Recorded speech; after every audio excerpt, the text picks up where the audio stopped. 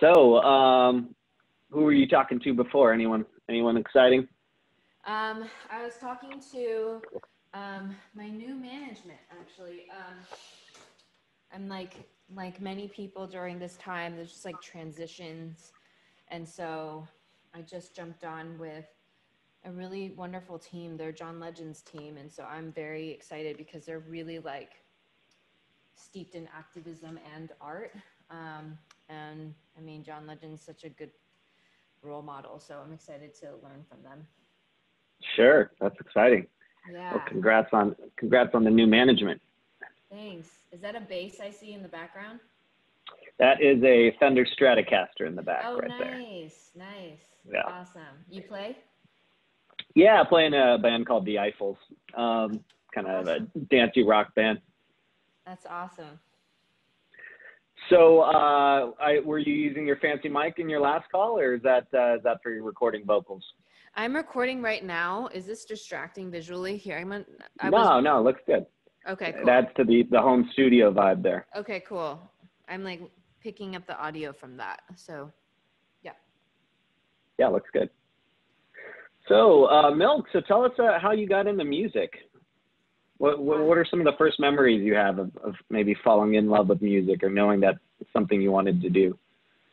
I think my first memory of just loving music was dancing to The Carpenters with my sister in my living room. I think I was probably 4 years old or something like that. Nice. And then, yeah, we would put on these little performances. And then my first experience of learning how to write music, my piano teacher noticed I was writing melodies. So when I was about 7, she taught me how to score. I actually have, working on my first song and then deciding what the title was actually a very important exercise, because once she asked me, what do you want to name the song? It started activating like, oh, what's the most beautiful thing I could name this song? And then it was already like kind of involved with social activism. I was already like wanting a better world at a young age, and like connecting it with music and cause and purpose was already starting then. And then I got and then I kind of like went away from it because it wasn't cool, right? Like I was in high school, sure. And I would like hide those things because I heard like it was idealistic or naive to want these things. So I kind of like kept it very private. So I just write songs on my own and just kind of process the world as a teenager, using lyrics to like say what I wanted to say without saying it in real life. Right. So all the way back in 2nd grade, you were already starting to write down some piano notes on a sheet, huh? What was something that you were trying to change even back when you said your first memory of writing down something about a better world? Do you remember what you wanted to change way back when? That's a great question. Yeah, I definitely do, because it was so seared into my brain. Like, you know, the morning cartoons. So I'd wake up at 6 a.m. every day and watch Captain Planet. Yep. I just loved Captain Planet for some reason. Captain Planet, he's a hero. Yep. So during the commercial breaks, there's like one of those commercials that was pretty popular to do at that time, was like, you know, someone urging the TV viewer to donate a penny a day to sponsor a child in a country where they're less fortunate. And I remember being a kid watching, and the guy was telling me that these kids don't have food to eat. And I had never experienced that in my life, ever wanting food and not having it. And then, so it just like became this shock to me.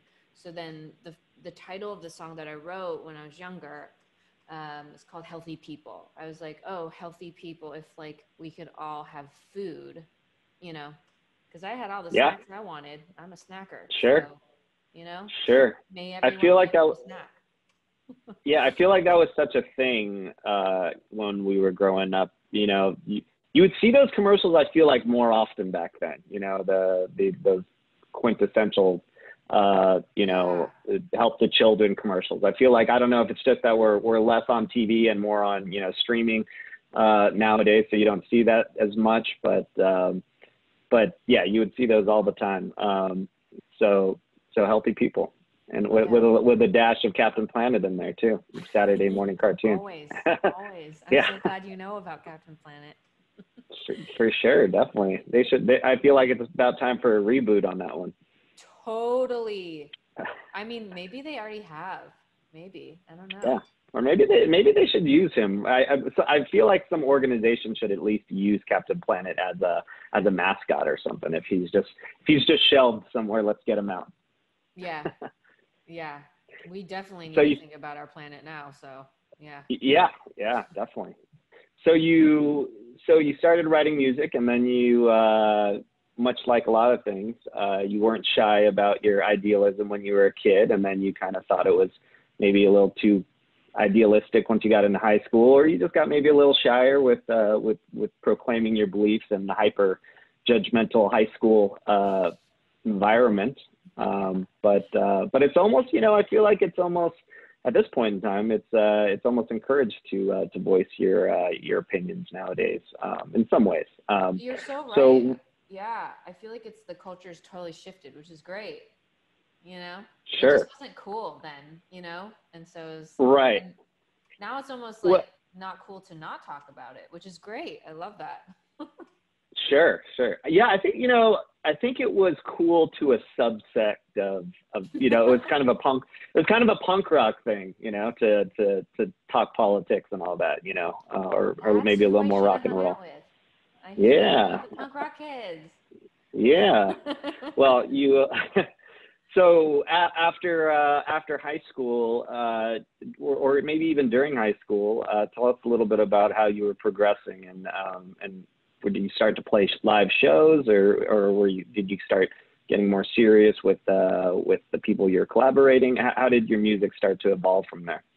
I think music was such a way for me to express all the things I was too scared to say. I was very shy, and I didn't really know how to confront people. I didn't have the tools of having difficult conversations, so all of it was just bottled up, and it created almost like an avatar of sorts through my music. Like in my music, my lyrics, the fearless, like the woman who's singing those songs is just like nothing can stop her. But that wasn't very visible in my real life. I did start I did dance team. I was a student council nerd, so wasn't hanging out with the punk rock kids, unfortunately. I feel like it would have been great to be emo, because I was low key emo. And I also was joining choirs, and I did like a cappella groups. So I joined this, I think our group was called Here Comes Treble. Nice. Like 9 girls, 9 high school girls. And we get together in my choir teacher's classroom during lunch breaks and practice harmonizing. And that was the first time where I learned, like, okay, I'm going to sing this note, and then someone else is going to sing a different note, and I got to trust. And it was scary because I was like, I don't want to mess it up, but eventually I started gaining confidence. And then I just fell in love with the practice of making noise with people, like whether it's through vocal harmony, or like I would sing and someone would play guitar, I'd play piano and someone played drums. Like I just started like understanding how cool that was. But it wasn't until college that I actually gave myself the time, because I grew up in a really traditional, ambitious Chinese American family, upper middle class, like groomed to go to Ivy Leagues, that whole culture. And so music was something to refine my mind so that I could like do better in school and all different activities and just be more of a refined professional. So when I ended up going to Berkeley, and UC Berkeley, that was a nice change of pace from my traditional kind of more conventional upbringing. And then it's just like, man, there's like people selling turquoise rings and earrings on the street, and they have long gray hair. I'm so at home. So then I felt like free to explore, and I joined an a cappella group called the Golden Overtones, another group. And in that group, there were musicians. So we started writing together, and and there's like the men's a cappella group. So I would write and record music with them as well. And I won a singing competition through the a cappella group. It's literally like Pitch Perfect. It's like, we take it way too seriously, and like, it's really fun. So I won that competition as best soloist. And for me, I had no confidence about that because I was told like I'd never make it. Like, there's no Chinese singers, like you're too shy, like all these stories I was told.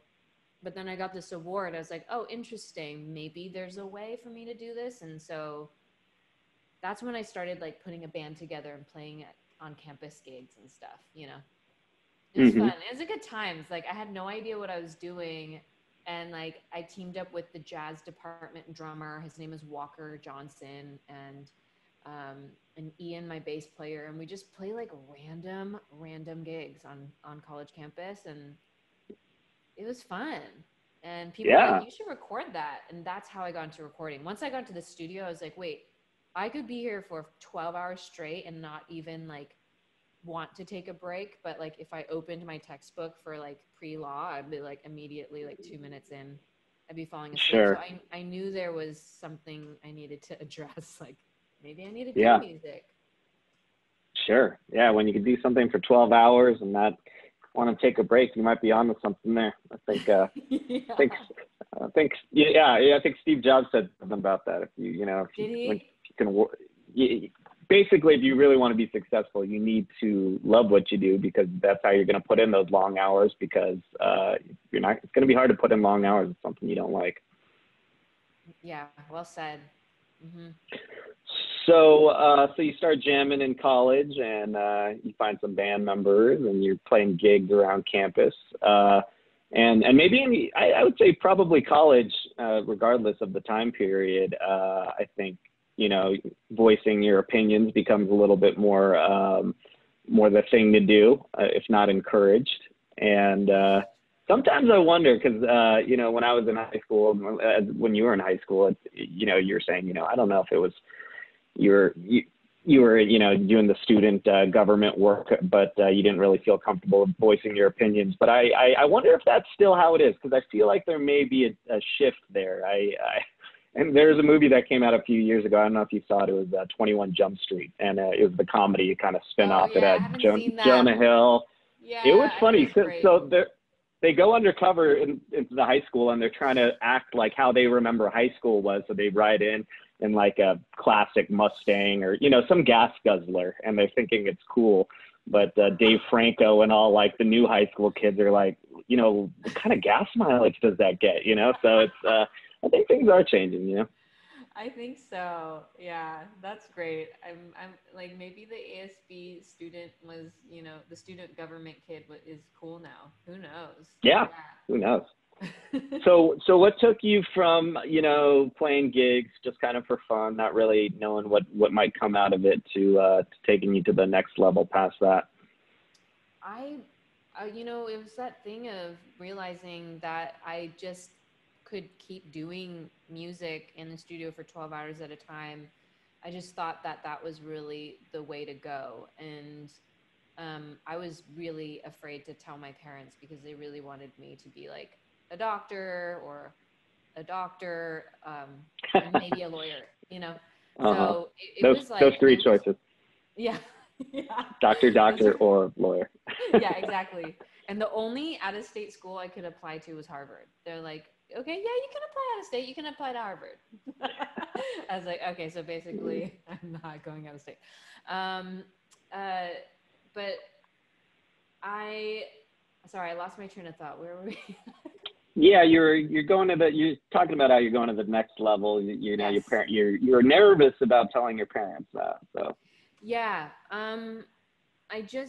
I saw that, man, work and careers are so important in our culture, and we spend so much time doing it, that I was like, I might as well do something that I'm passionate about, because for better or worse, my personality, I'm really good at the things that I'm interested in, and I'm really absent-minded with the things I'm not. Like, I'm not good at forcing myself to be interested or feign interest.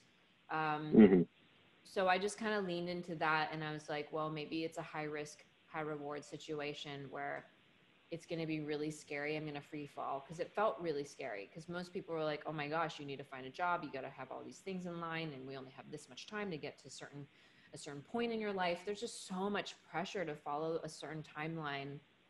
And I just decided, what if I thought to break the standard, and what would happen? You know, I just wanted to see. And I also grew up like not seeing any Asian American artists. And I was like, well, what if I tried? Like, I don't know, it's just a curiosity. Yeah. And it was really hard, you know, for a long time. But I think that I get a high off of doing really difficult things, and things where I don't know what the outcome is going to be. And this has been a good occupation for me, because it definitely occupies all of my like mental energy, and I'm like always stimulated by it. Sure.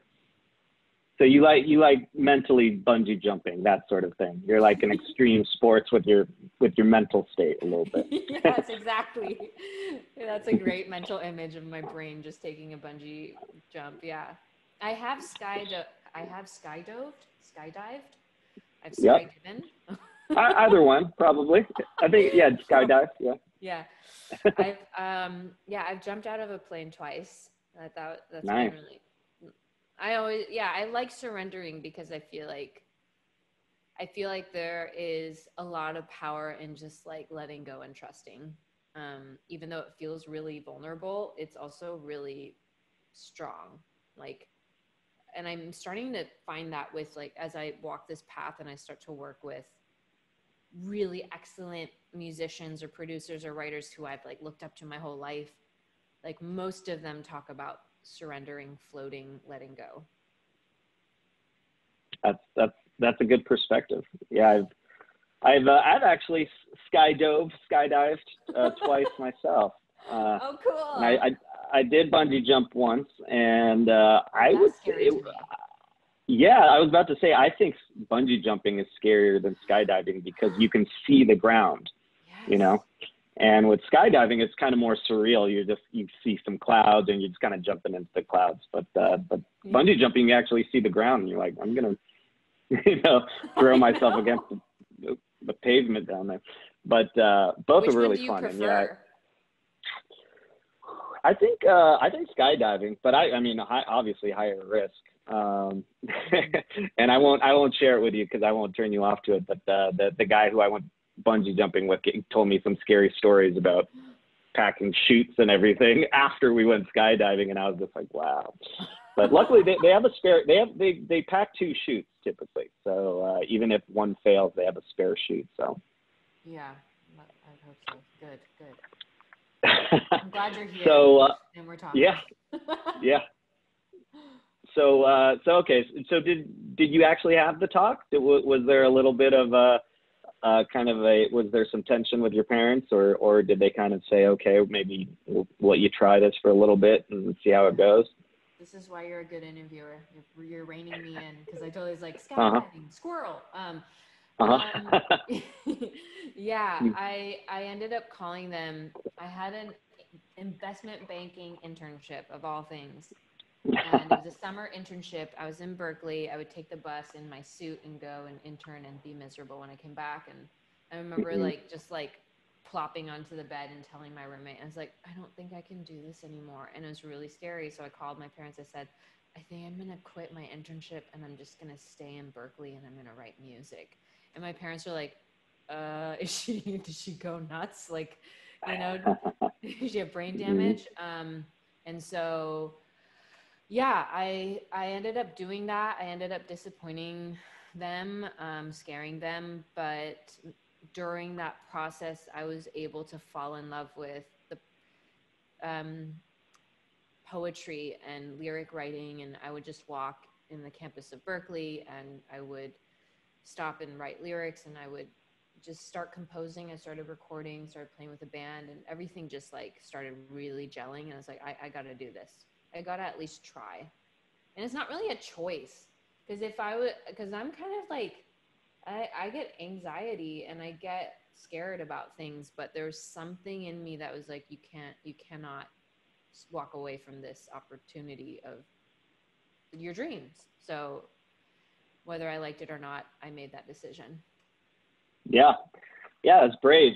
But it also seems like, and I feel like this is kind of a reoccurring theme with a lot of people who I see who are in kind of high risk careers, like being a musician or pursuing being a musician, is it seems like you almost felt like you couldn't do anything else. You know, you had a nice opportunity already, coming out of Berkeley, and it sounds like a great opportunity doing investment, but you just couldn't do it. Couldn't bring yourself to do it. Yeah, if you knew me better and you thought investment banker, you would laugh very loudly. Yeah, if you, but I had to go and try it, I guess. Yeah, it's funny. Well, you definitely chose, except for a few lucky ones, a career that has a different pay scale than an investment banker. So, but it's what you love. So I guess that was probably a big moment, because it was, you kind of took a solid step there and made a solid decision, and even told your parents you were doing this. So what are some of the steps? And I think we're running low on time, so we'll try to pick up the pace here. What were some of the solid steps that you did after that point to kind of say, hey, I have to start making a living doing this? So first step was I used that UC Berkeley degree and I tutored. I just did any type of tutoring, tutored science, math, English, and just drove to people's houses and drove through Brentwood and West LA and taught a lot in Palos Verdes. I taught in a lot of those communities in Manhattan Beach, and just worked with teenagers. And I love teenagers. I think they're hilarious, and there's just so much potential and emotion. I just really like it. And so I did that, and eventually I also started teaching singing, and because I was like, I want my brain to be focused more on music. So then I did that for a bit, and what I started understanding was that there are so many talented singers, so many, but the difference between a singer that can make a living from their art versus another is the song. And songwriting is everything. And also, because no one looked like me on literally, other than Coco Lee, I did not see any singer who resembled me. And so I needed to arm myself with songwriting and a skill that could allow me to break through the noise. I did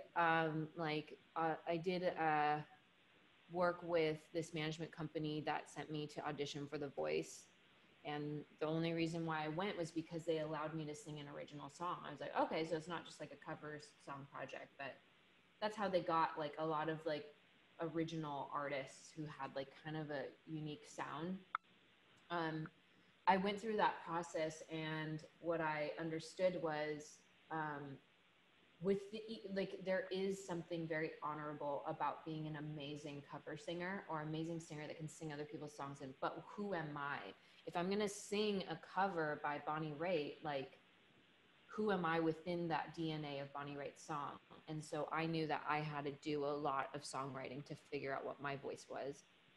And so after The Voice, I ended up I did a Kickstarter program, and I raised $13K on my own and made, I think it was a 11-track album. And unfortunately, because of where I was at with my own mental space, I allowed for this one manager to bully and control me and make the choices for what producer I should work with and all this stuff. And that was a very traumatizing experience because he was quite abusive emotionally. And I didn't even know he was emotionally abusive until my little brother heard me talking to him on the phone. He's like, "You're going to let him speak to you like that?" And I was like, "Oh, is he?"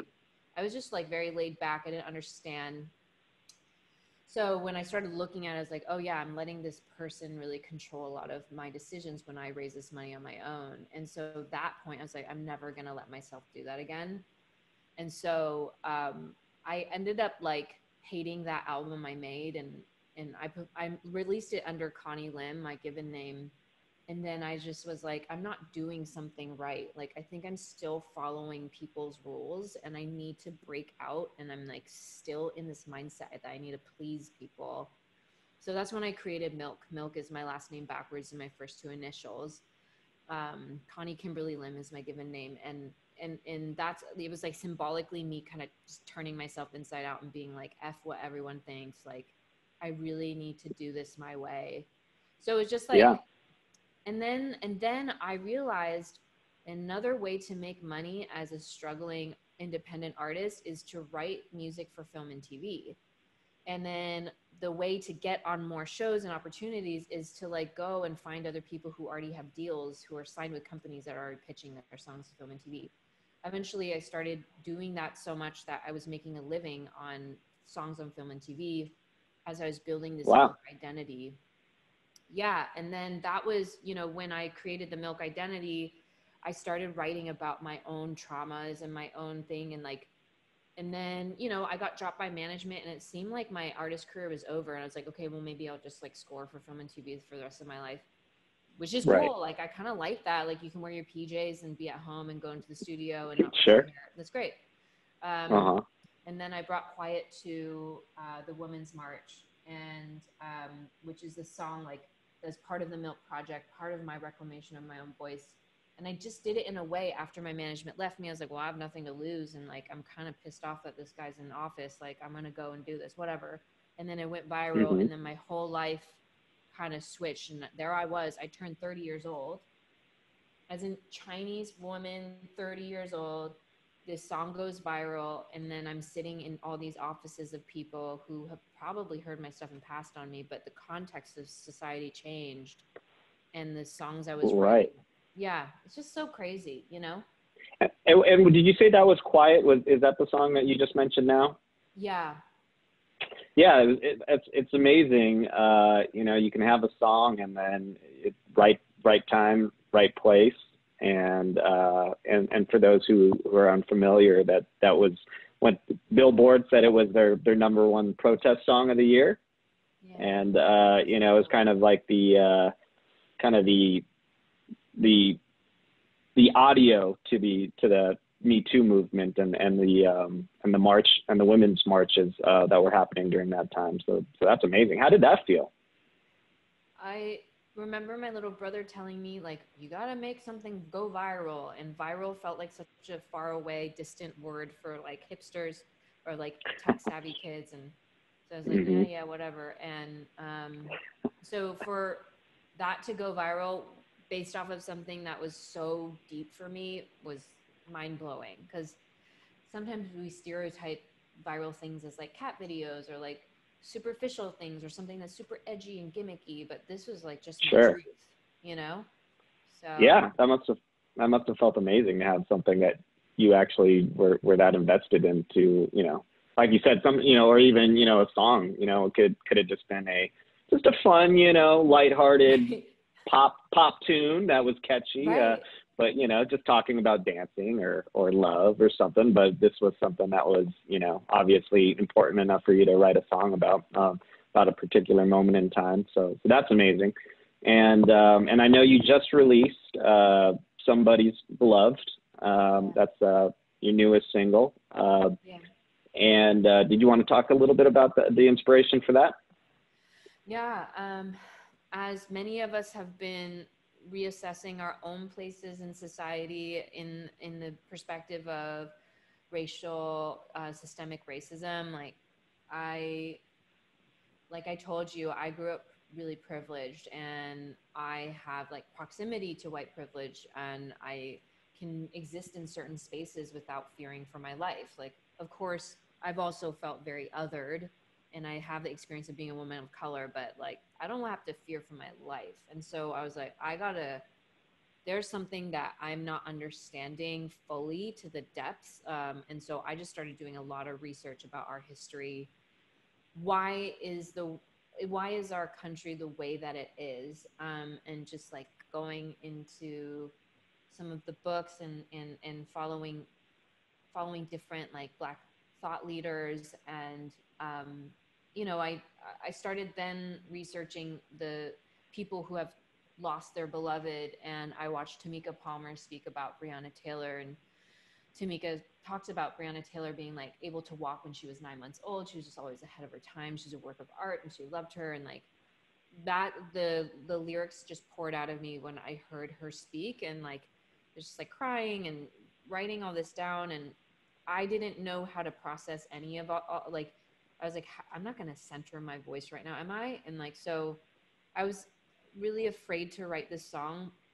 But at the same time, it's like so many like amazing Black activists have been doing the work for so long that like I can continue learning from them. And then I need to do my work. Like as an artist, I have to show up. And even if I don't understand what I'm writing or how it's going to be received, it feels true to me. Because I was like processing these numbers, like this many people killed or statistics. And I was like, whoa, if you just slow down and look at one of those numbers, like there's an enormous amount of strength and pain and depth that goes into one number that we see in a list. And I wanted to explore that. And so we do that in the music video. Sure. Yeah, it's a great point. You know, we get caught up in numbers sometimes, and if we can just focus on one, and I feel like it's a great lesson for being sympathetic and empathetic. Is just, you know, when you're thinking statistics, just think about one person. It makes it easier. Maybe someone you know, maybe someone you know very well, you know, or maybe yourself. Right. Yeah. Exactly. Yeah. And I just want to say real quick, like I don't know how this song will impact people, and I obviously am still learning, so I could have blind spots, like, and I'm gonna get different ranges of reactions. And this is like, I wanted to do this because I'm afraid of doing it, and I just want, like, kind of how I wanted to, I don't know, when I see something that is challenging, I'm like, okay, I could either run away and hide from this or just like face it head on. And like for this, I think it's really important as like a non-Black person, is for me personally, man, I'd rather show up imperfectly than not show up at all. So here it goes. We'll see what happens. Sure. You know? Sure. Yeah, all we can do is the best that we know how to do at that point in time, and it's a little scary as an artist because sometimes you're displaying what you know a little more publicly than some other people may be. But at the same time, you know, you're taking a risk, and you're obviously your heart's in the right place. So I think most people who don't have an agenda can understand that and can appreciate that. So Milk, it's been a pleasure talking to you. Thanks for sharing with us that very interesting trip through your musical life. We like to close out, you know, our talks with, you know, maybe if you could just give us one piece of advice to aspiring artists, what might that be? Okay. I would say, if I were to say one thing, is to do whatever you can in, like, when you're meeting with people that you think could help your career, always remember that there's no champion that is going to vie for you as much as you are. The champion that you're looking for is you. Like, so I spent a lot of time wishing for person A to do 1, 2, 3, 4, 5 for me. But what I realized was that I could do 1, 2, 3, 4, 5 for myself. And yeah, that would be what I'd say.